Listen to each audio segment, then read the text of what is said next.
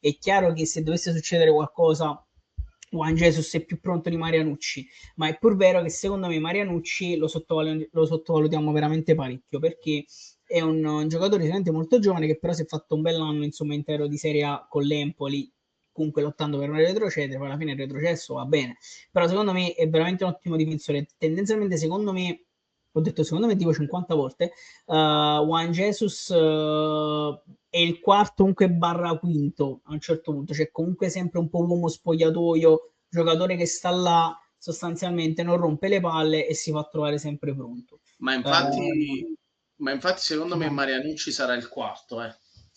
Io ho questa impressione perché tra l'altro Marianucci e mo vedi cominciamo a parlare tranquillamente di mercato, anche perché la cosa più facile di cui parlare, naturalmente la cosa di cui ci sono più argomenti. Marianucci è anche un giocatore che è molto duttile perché, come riprendendo l'argomento che diceva Maria Pia pure, ehm,